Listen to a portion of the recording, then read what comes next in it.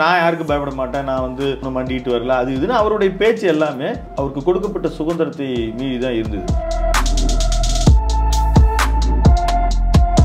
எவ்வளோ தூரம் ப்ளஸ் இருந்துச்சோ அந்த அளவுக்கு வந்து திரு அண்ணாமலையின் மீது மைனஸ் பாயிண்ட்ஸும் ஹெட் போயிருக்கு. இடி ஐடி எல்லாம் எப்படியெல்லாம் ஒர்க் அவுட் பண்ணணும், எப்படியெல்லாம் வேலை வாங்கணும்னு அதுக்கான ஹிண்ட்ஸ் கொடுத்தவர்கள் எல்லாம் அண்ணாமலையும் ஒருத்தர். இப்படி நீங்கள் வந்து ஒரு இன்சல்ட் பண்ணிட்டே இருக்கிறீங்க எடப்பாடி பழனிசாமியோ அல்லது அதிமுக தலைவர்களையோ நீங்கள் இன்சல்ட் பண்ணிகிட்டே இருக்கிறீங்க. தேர்தல் வேலை யார் பாப்பா? நான் அவங்க எம்எல்ஏ கிட்டலாம் பேசுகிறேன், தேர்தல் வரைக்கும் அவங்கெல்லாம் நீடிக்காதுன்னு அப்பாவும் சொல்கிறாரு. அது ரொம்ப ஆச்சரியமான விஷயம்.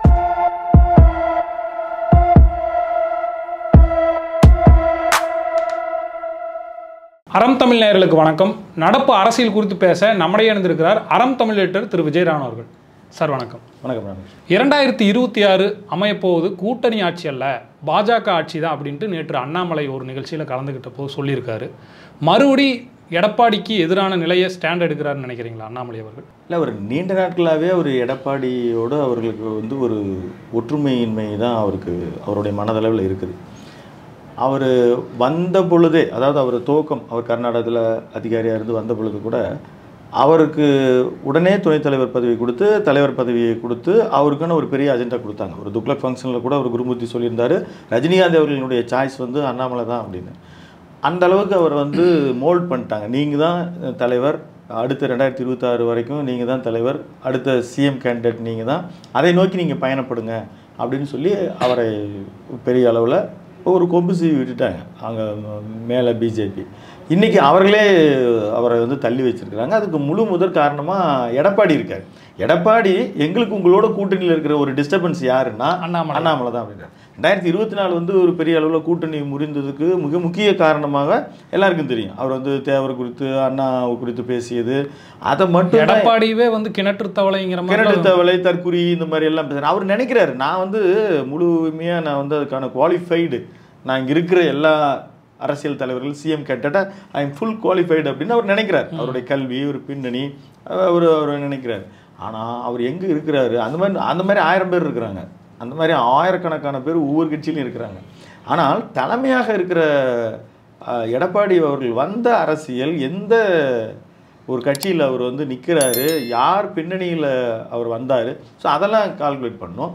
அப்போ மிக முக்கிய காரணமாக 2024 பாராளுமன்ற தேர்தலில் பிஜேபி அதிமுகனோட உறவு முறிந்ததற்கு இந்த கொங்கு பெல்ட்டில் இருக்கக்கூடிய, இப்போ இவருடைய சமுதாயம் ஒரே சமுதாயம், கொங்கு வேளாளர் சமுதாயத்தில், இங்கே வந்து அவர் கொங்கு பிரதேசத்தில் மிகப்பெரிய அளவு செல்வாக்க அண்ணாமலை வளர்த்திருக்கிறாருன்றது உண்மைதான். கூட விகடன் குரூப் சொல்லியிருந்தாங்க, அங்கே ஒரு மீட்டிங்க்கு மதுரைக்கு திரு அமித்ஷா அவர்கள் வந்த பொழுது அங்கே இருக்கிறவங்க எல்லாம் துண்டு ஆயிரக்கணக்கான பேர் சுற்றினாங்க. அதை அமித்ஷாவுக்காக பிளான் பண்ணியிருந்தாங்க. இவரை பார்த்த உடனே மாறி ஒரு 2-3 பேர் பண்ணோடனே எல்லாரும் ஒரு எழுச்சியாக பண்ணிட்டாங்க. இளையராஜா மீட்டிங்கில் கூட இவர் வந்தனா பாரத் மாதாக்கு ஜெயின்னு இவர் மேலே மிகப்பெரிய கிரேஸ் எந்த கூட்டத்துக்கு இருக்குது. இவர் வந்து அந்த மாதிரி சுற்றுப்பயணங்கள் செய்தார் என்பது மறுப்பதற்கு இல்லை. அதுதான் வந்து 2024 தேர்தலில், பார்லிமெண்ட் தேர்தலில் அவர் கேட்ட தொகுதிகள் 12 தொகுதியோ 13 தொகுதியோ அவர் வந்து பிஜேபி கூட்டணி, அதிமுக கூட்டணியில் கேட்கிற பொழுது எல்லாமே வந்து கொங்கு பிரதேசத்தில் தான் கேட்குறாரு. அந்த இடத்துல தான் அதிகமாக கேட்குறாரு. அப்போ அது ஒரு பெரிய பிரச்சனையாக இருந்துச்சு. அதாவது இவர்கள் வந்து அதிமுகவை சீண்டது ஒரு பிரச்சனை. இன்னொரு மிகப்பெரிய மெஜாரிட்டி இருக்கிறதுனால நாங்கள் தரமாட்டோம் அப்படிங்கிறதுனால அதுதான் அங்கே இருந்த ஒரு செல்வாக்கு பெற்று வெற்றி பெற்று. இப்போ இவர் என்னன்னா, எடப்பாடி நினைப்பது வந்து நாம பிஜேபிக்கு சப்போர்ட்டாக இருப்போம் அப்படின்னு தான் அவர் நினைக்கிறாரு. ஆனால் அண்ணாமலை மிகப்பெரிய அளவில் அவங்கள ஒரு தன்மானத்தை சீன்ற மாதிரி நடந்துக்கிறார். அப்படி நடந்துக்கிற போது ஜெயக்குமார் ரிப்ளை பண்ண, இப்போ டிஎம்கே ஃபைல்ஸ் வெளியிடும் பொழுது அப்போ நிருபர்கள் சும்மா இருக்காமல் கேட்குறாங்க, சார் ஏடிஎம்கே ஃபைல்ஸ் அடுத்து வெளியிடுவீங்களா? ஆமாம், ரெடி ஆகிட்டு இருக்கு அப்படின்னு கேட்டோன்னே சி சண்முகமும் ஜெயக்குமாரும் கோவப்படுறாங்க, இந்த வேலையெல்லாம் என்கிட்ட வச்சுக்காதீங்க அப்படின்னு.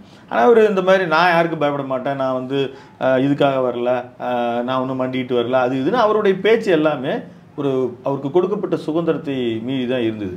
அதாவது இதற்கு முன்னால் தமிழ்நாட்டில் இந்த மாதிரி ஒரு அரசியல் இல்லையா, காங்கிரஸ் வந்து ஈவி கே இளங்கோவன் இருந்தார், இந்த மாதிரி தான் இருந்தார். அண்ணாமலை இன்னைக்கு எப்படி இருக்கிறாரோ இதை விட துண்டிக்குமா இருந்தார். அவர் வந்து பேசுறது, பேச்சு நேரடியாக கலைஞரை அட்டாக் பண்ணுறது, ஜெயலலிதாவை அட்டாக் பண்ணுறது. அவர் தான் சொன்னார் ஜெயலலிதாவுக்கு ஒரு பேர் வந்து இந்த பேர் தான் கோமலவல்லி என்னமோ சொல்லி அவர் தான் EVKS தான் சொன்னார்.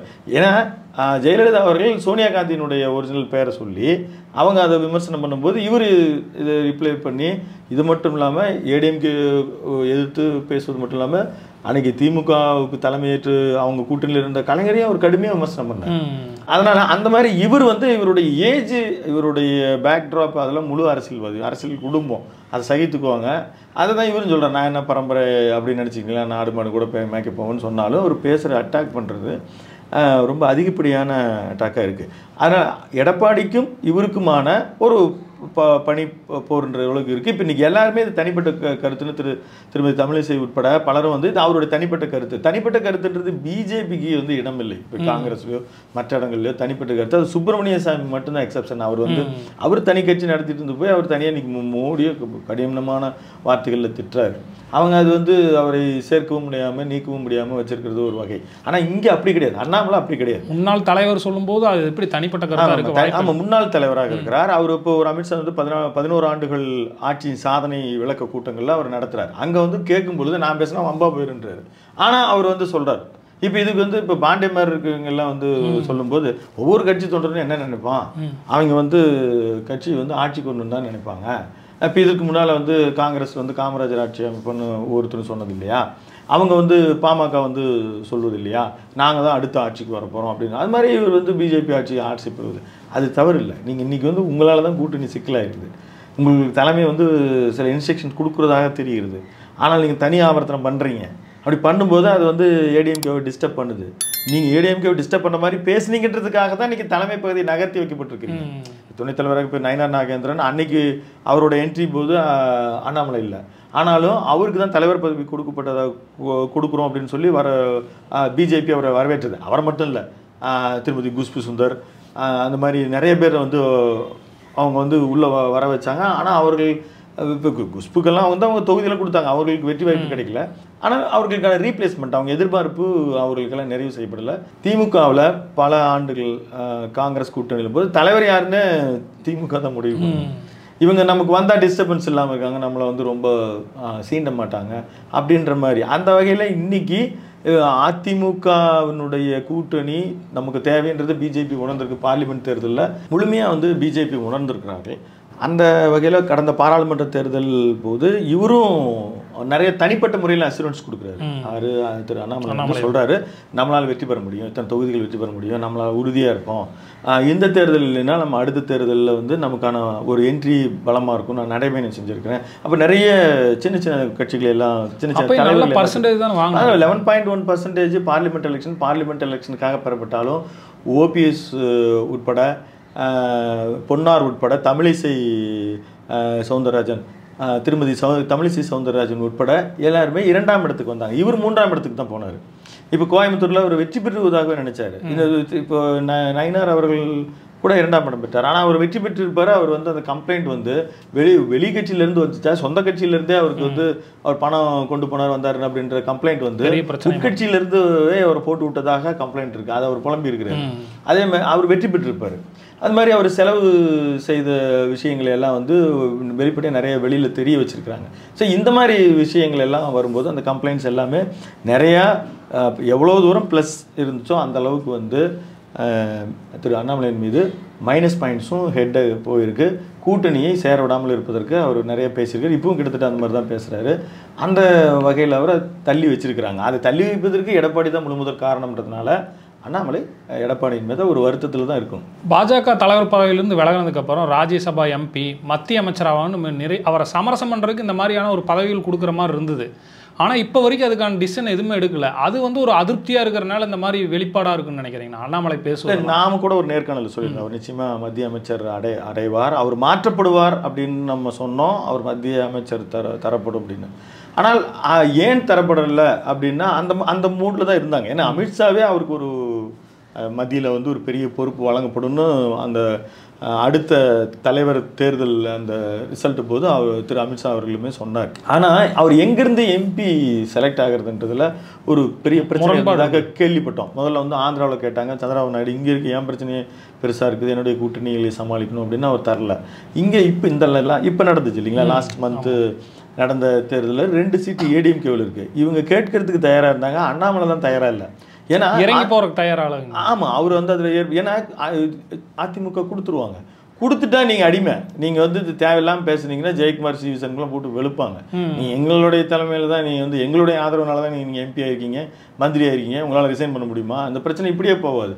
அதனால் இவர் இங்கிருந்து அந்த ராஜ்யசபா தன்மானத்தை விட்டு கொடுக்க தயாராக, ஆனால் அந்த அளவுக்கு அவர் கடந்த காலங்களில் பேசியிருப்பதனால அவர் அந்த நிலையை எடுத்திருக்கிறார். அவர் சில நேரங்களில் பேசும்போது நான் பேசினா வம்பாயின்ட்டு அவர் ஆனால் வம்பு தான் பேசுகிறார். சார், இந்த நிலைமையில கூட அண்ணாமலைக்கு மிகப்பெரிய இன்னுமே வந்து ஒரு கிரேஸ் இருக்குது தமிழ்நாடு ஃபுல்லாக. இப்போ வந்து ஒரு தனிக்கட்சி ஆரம்பிக்கிற மாதிரி எல்லா ஊடகவியலாளரும் சொல்கிறாங்க. இதை எப்படி பார்க்குறீங்க நீங்கள்? இல்லை, அப்படி எல்லோரும் ஒரு சில யூடியூப்பில் நானும் பார்க்க நேர்ந்தது.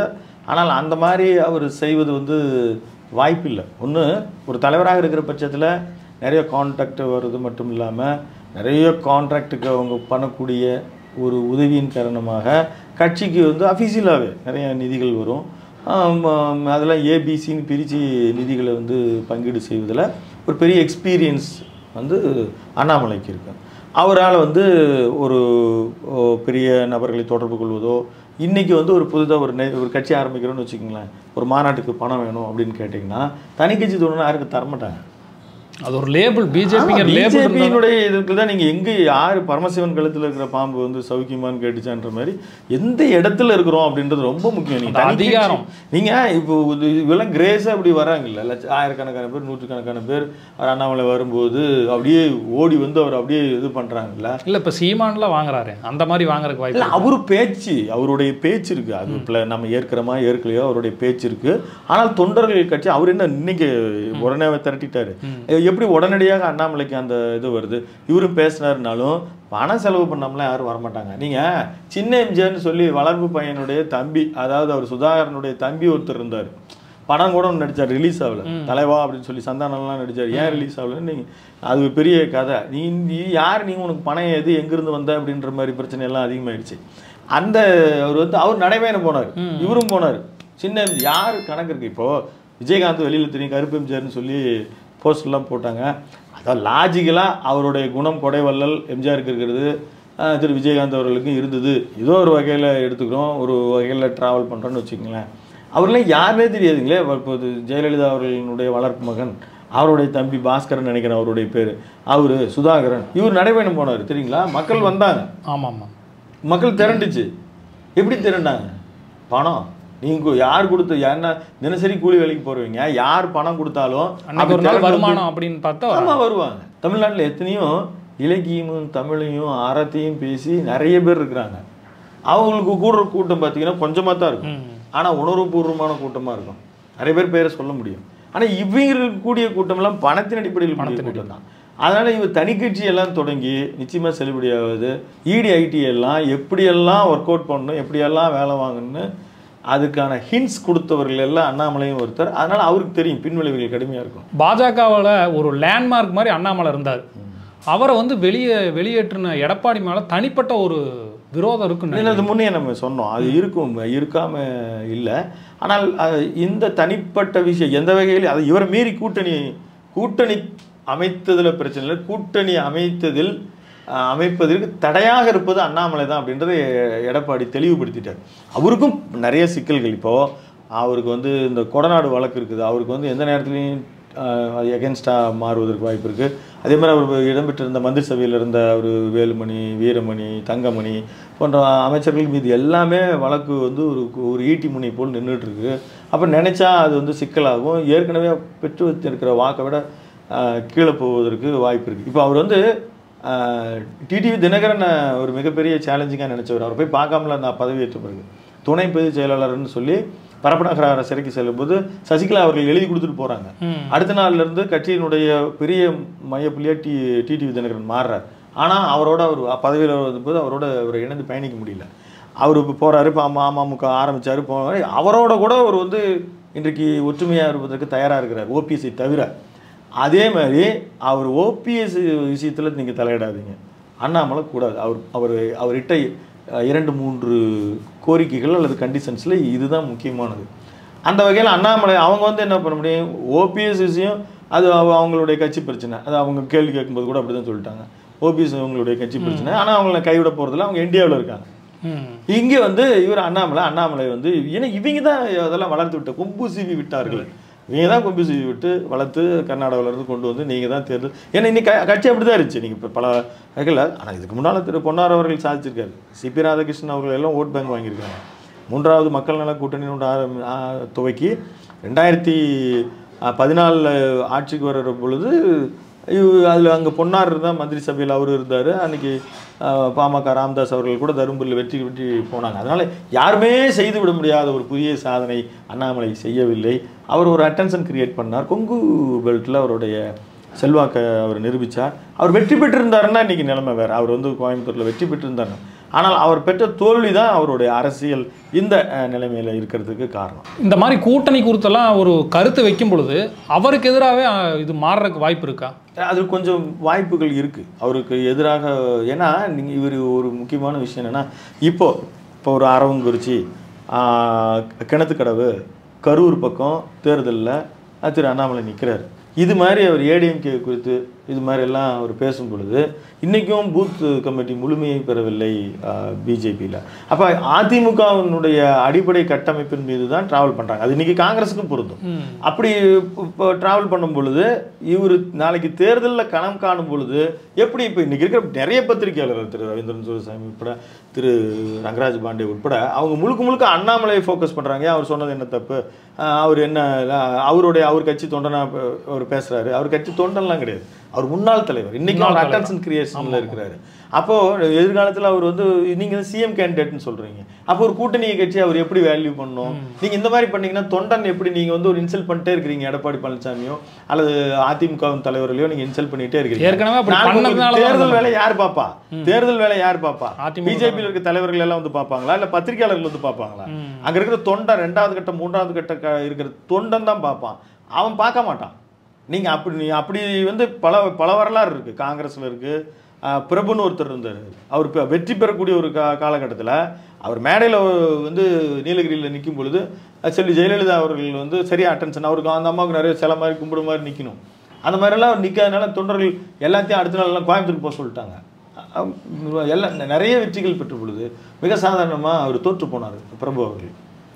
இப்போ அந்த மாதிரி வந்து நீங்கள் ஒரு கட்சி தலைவர் வந்து நீங்கள் நாளைக்கு எம்எல்ஏ கேண்டிடேட் ஏதோ நீங்கள் நிற்கிறீங்க அப்படின்னா யார் வேலை பார்ப்பாங்க? அதில் அண்ணாமலை அவர்களுக்கு ஏன் எந்த பத்திரிகையாளர்களும் அட்வைஸ் பண்ணுறதுன்னு தெரியல. இந்த மாதிரிலாம் பேசும்போது ஏற்கனவே அதிமுக தொண்டர்கள்கிட்ட அதிமுக பிஜேபி கூட்டணி வந்து ஒரு அதிருப்தியாக இருக்குது. 2026 தேர்தல் வரைக்கும் இந்த மாதிரிலாம் அண்ணாமலையோ மற்ற ஆட்கள் பேசும்பொழுது இந்த கூட்டணி உடஞ்சிருமா, அது வரைக்கும் நீடிக்குமாங்கிற ஒரு கேள்வி எழுதல. பயங்கரமான ஒரு கேள்வி தான். ஆனால் திரு அப்பா அவர்கள் சமீபத்தில் பேசும்போது அப்படி கூட சொன்னார், இதெல்லாம் கூட்டணி. அப்பாவை வந்து அரசியலே பேசக்கூடாது, அது வேறு விஷயம். அவர் வந்து ஒரு பொறுப்பு மிகப்பெரிய ஒரு பதவி, சபாநாயகர்ன்றது ஒரு இன்னைக்கு வந்து ஒரு ஹைகோர்ட்டில் இருக்கிற ஒரு ஜட்ஜிக்கு நிகரான ஒரு பதவி தான் அது. அப்படி இருக்கிற அவர் வந்து தனிப்பட்ட அரசியல்கள் பேசுவது, ஆனால் அவர் பேசுகிறாரு. அவர் சட்டமன்றத்திலே எல்லாரும் கதறாங்க, அவர் பேசுகிறாரு. இதெல்லாம் 2026 எடப்பாடி நல்ல முடிவு எடுப்பார் அப்படின்ட்டு. எடப்பாடி நல்ல முடிவு என்ன, இந்த மாதிரி நான் அவங்க எம்எல்ஏ கிட்டலாம் பேசுகிறேன், தேர்தல் வரைக்கும் அவங்கெல்லாம் நீடிக்காதுன்னு அப்பாவும் சொல்கிறாரு. அது ரொம்ப ஆச்சரியமான விஷயம். கடைசி வரைக்கும் கொண்டு போயிட்டு அப்புறம் கடைசியில் அந்த மாதிரி வாய்ப்புகள் மிக குறைவு. ஏன்னா இந்த முறை வந்து அவர்கள் சென்று தான். ஏன்னா அதிமுகவும் 2-3 தோல்விகளை சந்திச்சிருக்கு. மத்திய அரசு இப்போ கிட்டத்தட்ட 10 மாதத்துக்கு முன்னாலே அவரை வந்து ஒரு கிடுக்கி பிடி போட்டு அவரை உட்கார வச்சுருக்கிறாங்க. அப்படி அவர் திமிரி வெளியில் போனார்னா அது விளைவுகள். அதுக்கு தான் அவங்க ஏற்கனவே ஒரு சின்ன சாம்பிள் காட்டியிருக்கிறாங்க. யார் திரு செங்கோட்டையன் வந்து வச்சு ஒரு சாம்பிள் காட்டியிருக்கிறாங்க. அதனால் கட்சி மீண்டும் அது அப்படி அவர் நடந்துட்டால் மீண்டும் கட்சியை 2-3 நம்ம எதிர்பார்க்காத மாதிரி திரு தங்கமணி, திரு வேலுமணி அவர்களெல்லாம் கூட வச்சு கட்சி பிளக்கப்படுவதற்கு வாய்ப்பு இருக்குது. அதனால் அவர் திரு அண்ணாமலை அவர்கள் புது கட்சி தொடங்குவதற்கும் வாய்ப்பில்லை, இது பிரிவதற்கும் வாய்ப்பில்லை. அதான் நாம் இப்போதைக்கு கணிக்க முடியும். சார், உங்கள் கருத்து பதிவுக்கு மிக்க நன்றி. நன்றி. இணைந்திருங்கள் அறம் தமிழுடன். நன்றி.